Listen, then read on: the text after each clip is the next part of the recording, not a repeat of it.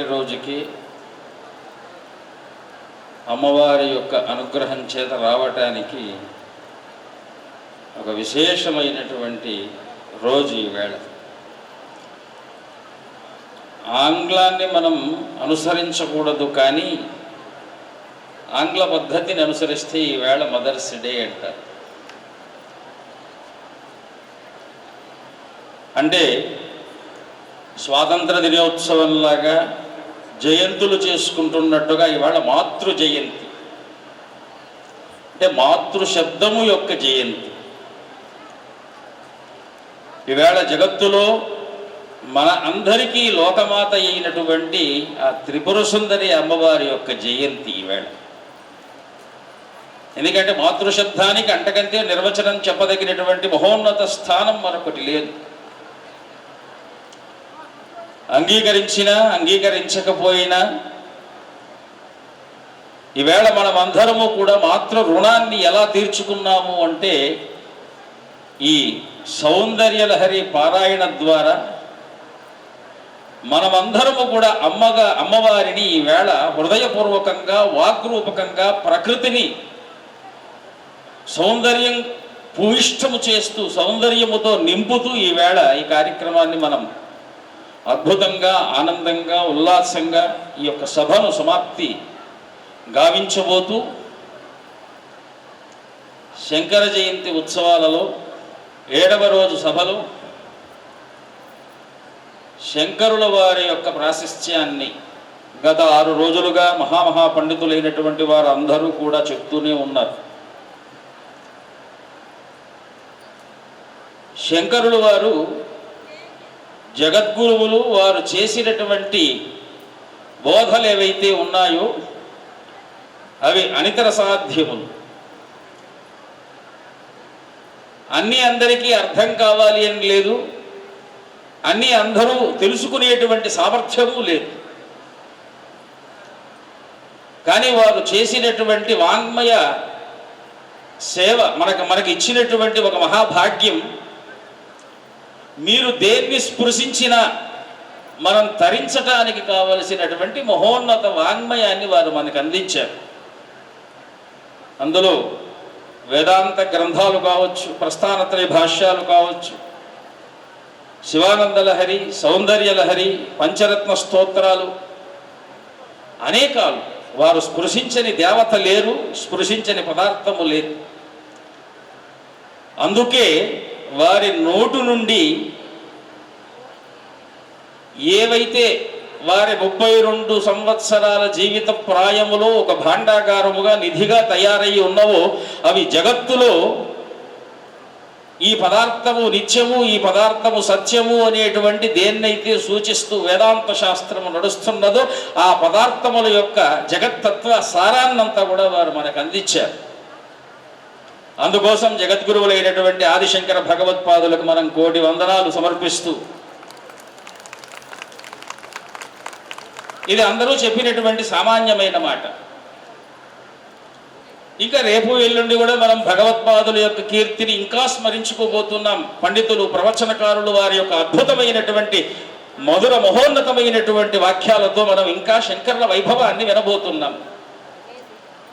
కానీ ఈవేళ స్వామివారిగా శంకర భారతీ స్వామి వారు ఎడతోర్ మఠం నుంచి ఇక్కడికి కేవలం ఆంధ్ర ప్రజలను అనుగ్రహించటానికి ఇక్కడికి వచ్చారు. వారిదైనటువంటి వాణితో మనకందరికీ కూడా బలాన్ని, పుష్టిని సమకూర్చారు. సౌందర్యలహరి గురించి అద్భుతమైనటువంటి ప్రసంగం వారు చేస్తూ ఉంటే అమ్మవారి యొక్క ప్రతి సౌందర్యాన్ని మనం ఆస్వాదించటానికి ఇంతకంటే వేరొక ముహూర్తాన్ని ఇంకొకటి లేదు, వేరొక ముహూర్తం ఇంకొకటి లేదు అనిపించేట్టుగా మనకు స్వయం భగవంతుడు తక్కువ ఇచ్చాడు. మరి మేము కూడా వచ్చినందుకు మాకున్నటువంటి సమయంలో మాకు శంకరుల వారి యందు బాగా మానసికంగా వేదాంత తత్వానికి గురి చేసేటువంటి, వేదాంత విచారణకు కారణమయ్యేటువంటి శంకర భగవత్పాదుల యొక్క వాక్యములలో ఏది మాకు మహోన్నతమైనటువంటి వాక్యం ఉన్నదో దాన్ని 2 ముఖాల్లో చెప్పాలి అంతే. 8:30 దాటితే ఎవరు ఇక్కడ ఒక్కరు కూడా ఉండే పరిస్థితి లేదు. ఎందుకంటే ఇప్పటికే చాలామంది లేచి నిలబడ్డారు, స్వామివారి మైక్ పక్కన పెట్టేస్తే వెళ్ళిపోదామని. పెట్టేస్తాం, 2 నిమిషాల్లో పెట్టేస్తాం. ఎందుకంటే పెద్ద పెద్ద వాక్యాలను దానికి సమన్వయాలు అర్థాలు పెట్టుకుంటూ పోతే ఈరోజు మనకు తెగదు కనుక 3 ముక్కలే చెప్తాం. శంకర భగవత్పాదులు ఏమిటి అంటే శంభోర్మూర్తి చరతి భువనే శంకరాచార్య రూప. ఇది దాదాపు ఈ 7 రోజుల్లో మనం విని ఉంటాం.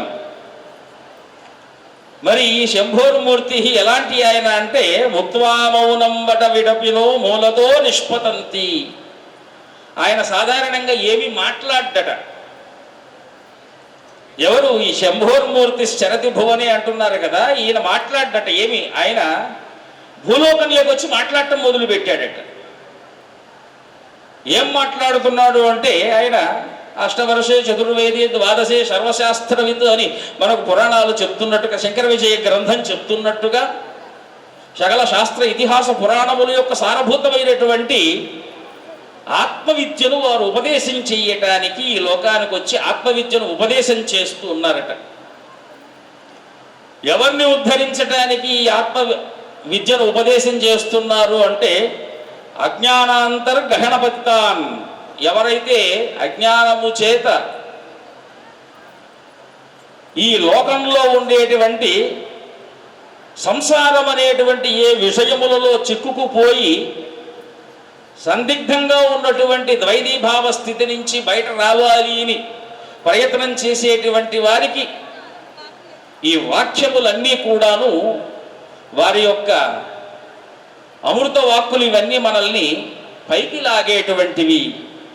అందుకే వారు ఒక మాట అన్నారు, ఈ బ్రహ్మ వేదాంతములన్నీ కూడా అంత సూక్ష్మంగా ప్రతి ఒక్కరూ పట్టుకోలేరు కనుక ఈ వేదాంత శాస్త్రాన్ని మామూలుగా సాధారణంగా ప్రజలకు కావలసినటువంటి వారికి ఇష్టదేవతా రూపాల్లో వాటిని ఇమిడిచి వాళ్ళ చేత పారాయణ చేయిస్తే ఎంత బాగుంటుంది.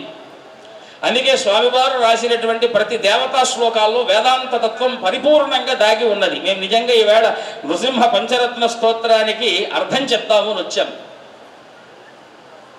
కానీ పంచరత్నాలు మిగిలితే మనకు రత్నాలు దొక్కేటట్టుగా లేవు ప్రస్తుత పరిస్థితి. కానీ అందులో ఒక్క రత్నాల్లో ఒక చిన్న భాగాన్ని మనం తలుచుకుంటే చిట్ట చివరిగా ఫలశ్రుతిలో స్వప్నే దృష్టం సకలం హి వృష జాగ్రతి చ స్మర తద్వదితి. నాయనలారా, ఏదైతే మనం స్వప్నంలో చూసి నిద్ర లేవగానే ఇదంతా కూడా మృష అంటే భ్రాంతిగా అసత్యముగా భావన మాత్రం సత్యమే కానీ యథార్థమైతే కాదు. జాగ్రతి చ స్మర తద్వదితి. మీరు నిజంగా ఇప్పుడు మనం ఇక్కడ చూస్తున్నటువంటి ఏ శబ్దధ్వని చేత మీరు చేస్తున్నటువంటి పారాయణలు ఏవైతే ఉన్నాయో ఆ శబ్దము చేత వెలువడినటువంటి ఒక మహాశక్తి మాత్రమే సత్యం. కానీ మిగిలినటువంటివి కూడా నశ్వరాములు. ఎందుకంటే ఇప్పుడు అందరూ 10 నిమిషాల్లో ఖాళీ చేసేస్తారు. ఈ సభ ఒక అరగంట 30 గంట తర్వాత మౌనం అయిపోతుంది. మళ్ళీ రేపు తెల్లవారితో కానీ దీనికి మళ్ళీ ఆ పరిపూర్ణమైనటువంటి ఆ శంకర తేజస్సులు పొందలేదు. 4 రోజుల తర్వాత మళ్ళీ ఏమి ఉండదు ఇక్కడ. జాగ్రత్త స్మర తద్వతిథి. జాగ్రత్తలో కూడా మీరు ఏది చూస్తున్నారో అది కూడా స్వప్నంలో మీరు దేన్ని చూస్తున్నారో మృషగా అనుకుంటున్నారో జాగ్రత్తలో కూడా అటువంటిదేనట. అందుకే ఆయన చిట్ట చివరిగా ఒక మాట అన్నారు. ఏమిటి అంటే భజగోవిందమని చెబుతూ వారు ఇంకొక భజ శబ్దముతో ఉపయోగించినటువంటి శ్లోక రచన ఈ యొక్క నృసింహ పంచరత్న శ్లోక రచన.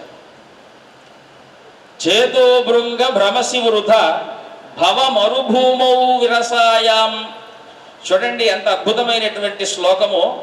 మనస్సుని వారు భ్రమరంగా సంకల్పనం చేస్తూ చేతో భృంగ భ్రమసి వృధ, ఓ మనస్సు అనేటువంటి భ్రమరమ, నువ్వు ఈ యొక్క మరుభూమి అంటే వాస్తవానికి ఉన్నట్టుగా కనిపిస్తున్నటువంటి లేనిది ఏదైతే ఉన్నదో దాని యందు నువ్వు రసం కోసం తిరుగుతున్నావు. అంటే మధు, ఆ భ్రమరానికి కావలసిన రసం తేనె. అటువంటి తేనె నీకు ఈ యొక్క భవమరుభూము విరసాయాం, మరుభూమిలాగా ఉన్నటువంటి ఈ భవ సంసార సాగరంలో నీకు దొరకదమ్మా.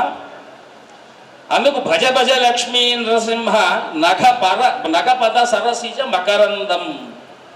ఎందుకంటే మాకు ఇష్టమైనటువంటి, మేము నిత్య ఉపాసన చేసేటువంటి, ఇప్పుడు ప్రస్తుతానికి ఉగాది సమారభ్య ఈ నృసింహ జయంతి పర్యంతము నృసింహానుష్ఠానంలో లక్షానుష్ఠానంలో ఉంటూ నిరంతరము అదే స్మరణ చేస్తున్నాము. కనుక ఈ సందర్భంలో స్వామివారు పలికినటువంటి ఆ యొక్క అద్భుతమైనటువంటి నృసింహ సందర్భంగా వారు ఇచ్చినటువంటి రత్నంలో ఈ యొక్క రత్నాన్ని మన మనస్సు అనేటువంటి భ్రమరము నిరంతరము మరుభూమిలో ఉన్నటువంటి ఈ భవసాగరములో నిస్సారమైనటువంటి మకరందము కోసము వెలుతూనే ఉంటుంది. మరి మీకు దొరుకుతున్నదా మకరందం? చెప్పండి. మకరందం అంటే ఏమిటి? మనస్సుకు పుష్టి. మకరందం అంటే మధువు. ఈ మధువు యొక్క వాస్తవిక రూపం ఏమిటి అంటే సూర్యకిరణములు. మనం ఫోటోసింథసిస్ అంటూ ఉంటాం. చెట్లన్నీ కూడా సూర్యకిరణములు తీసుకుంటాయి. ఆ చెట్లలో ఉన్నటువంటి సూర్యకిరణములను అన్నీ కూడా మధువుగా మారి ఆ పుష్పములందు ప్రకాశిస్తూ ఉంటాయి. ఈ భ్రమరం ఏం చేస్తుందంటే వెళ్ళి ఆ మకరందాన్ని గురవుతుంది, అంటే మకరందాన్ని స్వీకరిస్తుంది. అటువంటి భ్రమరం ఏం చేస్తున్నది అంటే మకరందం కోసము మరుభూములైనటువంటి ఎడారుల్లో పూల కోసం వెతుకుతున్నదట. మన పరిస్థితి కూడా ప్రస్తుతానికి భవసాగరంలో వెతికేటువంటి మకరందం మనకు కావాల్సింది కాదు. కానీ మనకు లోపల పెరుగుతున్నటువంటి బ్రహ్మ జిజ్ఞాస తాపత్రయం ఏదైతే ఉన్నదో దానికి మనస్సుకు వచ్చేటప్పటికి అర్థాలు మారిపోయి సాంసారిక జిజ్ఞాస తాపత్రయంగా మారిపోతున్నది. అంటే లోపల తపన ఒకటి ఆధ్యాత్మికం, అది భౌతికానికి వచ్చేటప్పటికి విషయ వ్యామోహాలుగా మారిపోతున్నది. మరి ఈ విషయ వ్యామోహ సమస్తమైనటువంటి మరుభూమి నుంచి తప్పించుకొని మనం నిజమైనటువంటి మకరందాన్ని ఎక్కడ వెతకాలి అంటే భజ భజ లక్ష్మీ నరసింహ నగ పద సరసిజ మకరందం. ఆ పాదాలనేటువంటి పద్మాలలో ఉంది చూశారా? అందరినీ పాపరహితులుగా చేసేటువంటి, అందరినీ కూడా మకరంద భూయిష్ఠులుగా, అంటే మీకు కావలసినటువంటి జ్ఞాన సంపదనిచ్చేటువంటి, మీరు దేన్ని నిజంగా ఆస్వాదించాలనుకుంటున్నారో అటువంటి ఆస్వాదనను ఇచ్చేటువంటి తవహితమేకం వాక్యం వక్ష్యే, నేను చెప్తున్నానంటున్నాడు ఆయన. మీ కొరకు మీకు హితము చేసేటువంటి శృణు సుఖకామో యది సతతం. ఓ సుఖకాములైనటువంటి వారు, మనకు కావలసింది సుఖమేనండి. లోపల హృదయం చెప్తున్నటువంటిది కూడా సుఖం కావాలి. అంటే ఆనందానికి సుఖానికి చిన్న వ్యత్యాసం ఉన్నా మనసు దగ్గరకు వచ్చేటప్పటికి అది సుఖంగా జిజ్ఞాస కోరుతూ ఉంటుంది. కానీ నిజమైనటువంటి సుఖము, నిజమైనటువంటి ఆనందము, శరీరం ఇచ్చేటువంటి సుఖము ఆత్మానందాన్ని ఇవ్వలేదు. మరి ఆనందాన్ని పొందాలి అంటే దేన్ని పొందాలి అంటే సుఖము ఉంటేనే ఆనందం. మరి ఈ సుఖం ఎక్కడ దొరుకుతున్నది అంటే శృణు సుఖకామో యది సతతం. నువ్వు నిజంగా సుఖకాముడైతే తవహిత వచనం వక్షే, నేను చెప్తున్నటువంటి వచనాన్ని, నీ కొరకు చెప్పేటువంటి వచనాన్ని నువ్వు శ్రద్ధగా వినవయ్యా. శృణు సుఖకాము యది సతతం, నిరంతరము నువ్వు సుఖాన్ని కోరుకున్నవాడైతే భజ భజ లక్ష్మీ నరసింహ నగ పద సరసిజ మకరందం. కనుక మీరేం చెయ్యాలి అంటే ఇంకో మాట కూడా చెప్పారు, భజ గోవిందం గోవిందం భజ మూఢమతే అన్నారు. అంటే వారికి ఎవరెవరు ఏ ఏ రుచుల్లో ఉంటారో తెలియదు నాయనలారా. మీరు పుట్టినటువంటి వాడు కొంతమంది హనుమంతుడికి ఇష్టపడతారు, కొంతమంది గణపతిని ఇష్టపడతారు, కొంతమంది అమ్మవారిని ఇష్టపడతారు, కొంతమంది వారి వారి ఇష్టానురూపంగా దేవతల్ని ఆశ్రయిస్తూ ఉంటారు. యో యథావాం ప్రపద్యంతే అని కృష్ణలో గీతాశాస్త్రంలో కృష్ణ పరమాత్మ చెప్పినట్టుగా ఎవరు ఏ విధానంగా ఏ దేవతలు ఆరాధిస్తారో చిట్ట చివరికి కూడా సర్వదేవ నమస్కార కేశవ ప్రతిగచ్చతి అన్నట్టుగా ఈ యొక్క నృసింహ వాక్యాన్ని అష్టోత్తరంలో కూడా శంకర భగవత్పాదులకి శ్రీ నృసింహ భక్తాయ నమః. నిజానికి వారు అవతరించినటువంటి దక్షిణామూర్తి స్వరూపమైతే వారు హృదయంలో ఉన్నటువంటి భక్తిరసం ఎవరయ్యా అంటే శ్రీ నృసింహస్వామి వారట. ఆయన లోపల ఆ నరసింహ, ఎందుకంటే వారి జీవిత చరిత్రను మనం చూస్తూ ఉంటే శంకర భగవత్పాదుల చరిత్ర నుంచి తెలుసుకోవలసింది ఒకటే, ఎవరు తిట్టినా, ఎవరు ఏమి అవహేళన చేసినా, ఎవరు అవమానించినా, ఎవరు ఎన్ని రకాలుగా ప్రకృతిలో మనల్ని బాధ పెట్టడానికి వచ్చినా వారికి కావలసింది నువ్వు ఇవ్వవలసిందే. అందుకే కాపాలికుడు వచ్చిన ఆయన, మీ వల్ల మా యొక్క జాతి అంతరించిపోయేటట్టుకుంది, మా యొక్క కాపాలికం అనేటువంటి మతమే అంతరించిపోతుంది, మేము నిన్ను బలిచ్చేస్తాము రమ్మని చెప్తే, ఇప్పుడు మా వాళ్ళు ఉన్నారు చూస్తే నిన్ను బతకనివ్వరు, రాత్రికి వస్తాను పొమ్మని చెప్పాడట ఆయన. నిజమైన జగద్గురువులంటే ఎవరు అంటే ప్రాణాన్ని కూడా ఎదుటివారి ఇష్టత కొరకు అర్పణ చేసేటువంటి వారు నిజమైనటువంటి జగత్. ఇక వారిని రక్షించుకునేటువంటి బాధ్యత ఎవరిది అంటే ఈ యొక్క సద్గురువు యొక్క రచనలతో ఇంకా లోకం ఉద్ధరింపబడాలి అనేటువంటి ఉద్దేశ్యంతో సాక్షాత్తు శ్రీ నారసింహ పరమాత్మయే పద్మపాదుడి యొక్క బుద్ధినందు ప్రచోదుడునే ఆయన యొక్క ప్రచోదన శక్తి చేత గురువు గారికి ఏదో ఆపద వాటిల్లుతున్నదనేటువంటి విషయాన్ని పసిగట్టి వెళ్ళి నృసింహారాధన భక్తి చేత ఆ యొక్క కాపాలికలను అంతమొనర్చి మరల కూడా తన గురువుని తను సంపాదించుకున్నాడు. అంటే భారతదేశంలో శిష్యుడి యొక్క ఘనత. చూడండి, గురు శిష్యుల యొక్క సంబంధం ఎలా ఉంది అంటే శిష్యాచార్యుల యొక్క సంబంధము పితృపుత్ర తథైవచ అని. తండ్రి కొడుకుల సంబంధం ఎలా ఉంటుందో శిష్యాచార్య సంబంధం అలాగనే ఉంటుందట. వీళ్ళిద్దరికి అంటే పెద్ద తేడా ఏం లేదు. అందుకే భారతాన్ని మనం పరిశీలించినట్టయితే అశ్వత్థామ గొప్పవాడా అర్జునుడు గొప్పవాడా అంటే అశ్వత్థామలోనైనా కొద్దిగా లోపగుణములు ఇంకా ఏవో కొన్ని ప్రకృతికి సహకరించినటువంటి విరుద్ధ ప్రకృతులు ఆయనలో ఉన్నాయి కనుక ఎటువంటి విరుద్ధ ప్రకృతి లేనటువంటి వాడు, నిరంతర గురుపాద పద్మారాధన చేసేటువంటి వాడు, గురువుల యందు నిష్కామంగా ఉండేటువంటి వాడు, సకల జనుల యందు సమభావంతో ఉండేటువంటి వాడు ఆ అర్జునుడిని చూసి అత్యంత మోహితుడై సకల శ్రేష్ఠ ధనుర్ధారిగా నీకు విద్యను అభ్యసింపజేస్తానని వాగ్దానం చేశాడు. కానీ కొడుకు చేయలేదు. ఇది భారతం. మనం భారతీయులం. నిస్వార్థంగా నిష్పకామ కర్మతో మనం ఈరోజు ఈ వేదిక నందు చేస్తున్నటువంటి పారాయణ, ఈ ఒక్క పారాయణ వైదికులుగా చేసేటువంటి యాగ యజ్ఞాది క్రతువులు ఏవైతే ఉన్నాయో ఇది ఒక్కటి మాత్రమే లోక రక్షణ లోకహితము చేయగలదు తప్ప వేరొకవి ఏవీ చెయ్యలేవు. ఇది మన సంస్కృత మన సనాతన ధర్మమైనటువంటి భారతీయ సంప్రదాయమునందు మన సంస్కారములందు పెద్దలిచ్చినటువంటి మహోత్కృష్ట సంపదనందు అపారమైనటువంటి విశ్వాసంతో ఈ సభలో జగద్గురువుల యొక్క వాణిగా శృంగేరి జగద్గురువుల వారు అక్కడ నుండి ఇక్కడ ఈ యొక్క కార్యక్రమాన్ని సకల దేశ క్షేమార్థం నడిపిస్తున్నటువంటి వారు, ప్రతిరోజు ఒక యతీశ్వరులు ఇక్కడికి వచ్చి ఈ యొక్క సభను పూర్తి చేస్తున్నటువంటి వారు. ఇందాక స్వామివారు చెప్తూ వచ్చారు గురు శబ్దానికి నిర్వచనం ఏమిటి అని. నిర్వచనం ఏమిటి అంటే పూర్ణత్వమే నిర్వచనం. ఈ యొక్క సభ తెల్లవారు నుండి రాత్రి వరకు పరిపూర్ణమైనటువంటి అనేక వైదిక ఆగమ శృతి ఇతిహాస పురాణాది. చూడండి, ఈ యొక్క వేదికను చూస్తే ఒక పక్క శృతి స్మృతి పురాణాల ఆలయం కరుణాలయం అన్నట్టుగా శంకర భగవత్పాదులకు చెప్పినట్టుగా శ్రౌత పండితులు, ఆగమ పండితులు, శాస్త్ర పండితులు, పురాణ పండితులు సాక్షాత్తు వీళ్ళందరూ ఇక్కడ ఉండి ఈ సభను పరిపూర్ణమైనటువంటి విధానంలో నడుపుతూ ఒక్క ఎదులు అక్కడ అడుగు పెట్టి ఈ సమస్తాన్ని కూడా పరిపూర్ణము చేస్తూ లోకానికి మరల కూడా చైతన్యాన్ని వారు ప్రవృద్ధి చేసేటువంటి విధానంగా ఈ సభ నడుస్తూ 7వ రోజుకు ఇకపై ఇంకొక 3 రోజులు గడుస్తూ 11 రోజుల 12 రోజుల పాటు ద్వాదశ రాత్రి దీక్షగా సాగుతున్నటువంటి ఈ సభ ప్రతి ఒక్కరూ కూడా ఈరోజు కేవలం పారాయణలు ఉన్నాయి కనుక మీరందరూ వచ్చి ఇక ముక్తకంఠంతో పారాయణం చేశాను మా పని అయిపోయింది కాదు. జనహితార్థము చేస్తున్నటువంటి సార్వజనికంగా సర్వజన హితార్థంగా చేస్తున్నటువంటి ఈ యొక్క సభ ప్రతినిత్యము మీరు ఇలాగనే వచ్చి పరిపూర్ణంగా ఆ యొక్క సభను అనుభవిస్తూ ఆస్వాదిస్తూ జ్ఞానాన్ని పొందుతూ ఈ 12 రోజులు గడిపేటువంటిది దివ్యము భవ్యము అత్యద్భుతము. నిజానికి చెప్పాలి అంటే అదే అమృతం. దీన్ని కానటువంటి అమృతము ఈ యొక్క 12 రోజుల ప్రాంగణము బయట మీకు ఏది దొరకదు. కనుక ఆ అద్భుతమైనటువంటి అమృత ఆస్వాదనతో లోకంలో అందరూ కూడా స్పర్ధలు వీడి సామరస్యంగా ఉండాలి, రోగ భయాలు పోవాలి. శంకర భగవత్పాదులు మనకి ఇచ్చినట్టుగా మాకురు జనధన యవ్వన గర్వం హరిత నిమేష కాల సర్వం భజ గోవిందం అన్నట్టుగా అందరూ కూడా గోవిందనామ స్మరణతో మీ ఇష్టదేవత సాక్షాత్కారమైనటువంటి దివ్య జ్ఞానముతో, ఎందుకంటే వాళ్ళందరూ మనసులో సాక్షాత్కరిస్తారు కానీ కలియుగంలో ప్రత్యక్షంగా సాక్షాత్కరించరు.